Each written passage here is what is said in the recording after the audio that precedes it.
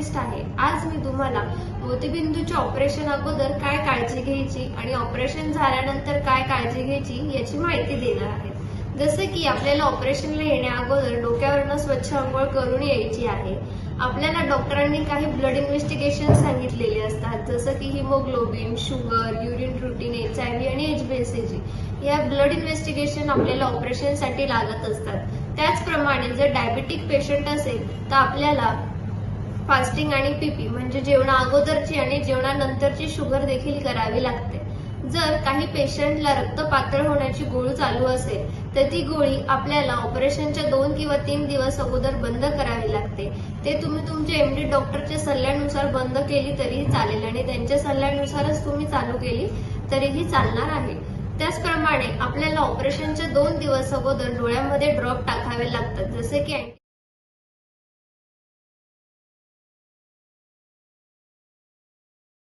त्याचप्रमाणे आपल्याला ऑपरेशनसाठी MD डॉक्टरचा फिटनेस देखील लागतो. आता ऑपरेशन नंतर आपल्याला काय काळजी घ्यायची आहे याच्याबद्दल मी तुम्हाला सांगणार आहे. आता ऑपरेशन झाल्यानंतर आपल्याला 10 दिवस डोक्यावरनं अंघोळ नाही करायची आहे. 10 दिवस चेहऱ्याला पाणी नाही लावायचं आहे. खांद्याखालनं फक्त आपल्याला अंघोळ करायची आहे. स्वच्छ कपडा घ्या किंवा वेट टिश्यू पेपर घ्या, त्याच्यानेच आपल्याला चेहरा स्वच्छ पुसायचा आहे. पाण्याचा सबका वगैरे एकदम डोळ्यावर मारायचा नाही आहे.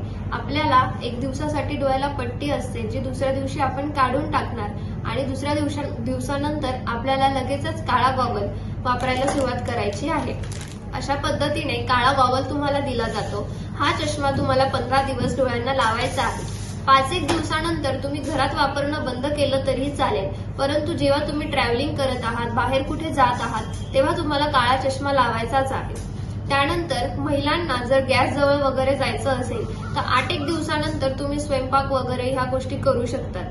जास्त करून तुम्ही डोळ्यावर प्रेशर येईल असं कुठलंही काम करायचं नाहीये, जसं की खाली वाकायचं नाहीये, थोड्या दिवस जड सामान उचलायचं नाहीये, योगा, जिम वगैरे ह्या गोष्टी थोड्या दिवस आपल्याला टाळायच्या आहे. त्यानंतर तुम्ही सगळ्या डेली ऍक्टिव्हिटीज तुमच्या ज्या आहेत त्या करू शकतात. अंधाऱ्या खोलीमध्ये बसायची तुम्हाला आवश्यकता नाहीये. काळा चष्मा लावून तुम्ही टीव्ही, मोबाईल आणि बाकीचे जे वर्क आहेत ते तुम्ही करू शकतात. त्यानंतर आपल्याला ऑपरेशन झाल्यानंतर काही ड्रॉप्स टाकायचे असतात डोळ्यामध्ये. त्यामध्ये 3 प्रकारचे ड्रॉप्स असतात. एक ड्रॉप आहे ज्याला 4Quin-D असं हे ड्रॉपचं नाव आहे. हा ड्रॉप आपल्याला दिवसभरामध्ये 6 वेळा टाकायचा असतो आणि दर 7 दिवसानंतर त्याचा एक थेंब आपल्याला कमी करायचा असतो. म्हणजे पहिल्या आठवड्यामध्ये तुम्हाला तो 6 वेळा टाकायचा आहे.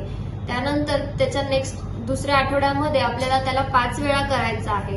त्यानंतर त्याचा पुन्हा आपल्याला 1 थेंब कमी करायचा आहे. 5 नंतर आपल्याला त्याला 4 वेळा, 3 वेळा, 2 वेळा आणि 1 वेळा असं प्रत्येकी 1 आठवड्याला आपल्याला हा ड्रॉप कमी करायचा आहे. ह्या ड्रॉपचे आपल्याला 2 बॉटल्स दिल्या जातात. पहिले एक तुम्हाला संपवून घ्यायची आहे. हे औषध संपल्यानंतरच आपल्याला हे औषध चालू करायचं आहे.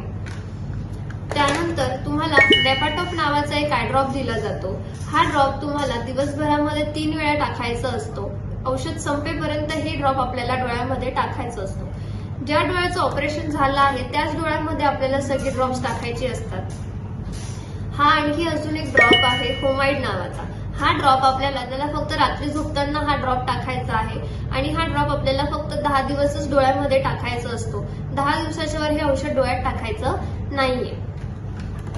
त्यानंतर आपल्याला औषधाच्या किटमध्ये हे टिश्यू पेपर्स दिले जातात. हे जे टिश्यू पेपर्स आहे हे तुम्हाला डोळ्या पुसण्यासाठी दिलेले असतात. जेव्हा डोळ्यातनं पाणी येईल किंवा तुम्हाला असं वाटतंय ड्रॉप्स आजूबाजूला चिकटलेला आहे, ड्रॉप्स आजूबाजूला पसरलेला आहे, तर आपल्याला याच टिश्यू पेपरचा वापर करून डोळा स्वच्छ क्लीन करून घ्यायचा आहे. डोळ्याला कुठल्याही प्रकारचा रुमाल किंवा कपडा वापरायचा नाही.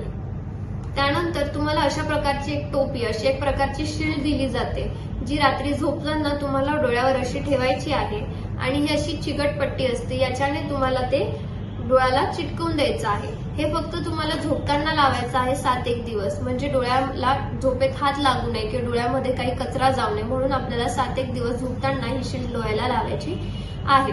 त्यानंतर तुम्हाला काही फॉलोअप्स असतात, फेर तपासणी असतात. जसं की ऑपरेशन झाल्यानंतरचा आपला पहिला फॉलोअप असतो, जो मेन फॉलोअप असतो, जो आपल्याला नेक्स्ट डे करायचाच असतो. त्यानंतर आपला एक 5 दिवसांची एक फेर तपासणी असते आणि एक 15 दिवसाची फेर तपासणी असते.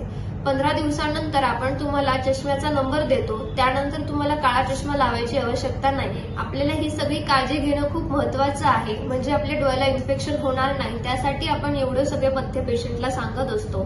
आणि सगळ्यात मेन म्हणजे खाण्यापिण्याचं काही पथ्य नाहीये. जे डायबिटिक पेशंट असतात त्यांनी त्यांचं डायबिटीसचं पथ्य फॉलो करायचं आहे. ज्यांना बीपीचा त्रास आहे त्यांनी ते पथ्य फॉलो करायचं आहे. पण आपल्याकडनं डोळ्यासाठी असं स्पेसिफिक काही पथ्य नाहीये. त्याच्यामुळे तुम्ही निष्काळजीपणाने सगळ्या ऍक्टिव्हिटीज जे डेली रुटीन आहे ते करू शकतात. मी सांगितल्याप्रमाणे तुम्ही जर डोळ्याची तशी काळजी घेतली, ड्रॉप्स व्यवस्थित टाकले, तर आपल्या डोळ्याला कुठल्याही प्रकारची हानी किंवा कुठल्याही प्रकारचे इन्फेक्शन होणार नाही. प्लीज मी सांगितल्याप्रमाणे सगळे इन्स्ट्रक्शन फॉलो करा आणि काळजी घ्या.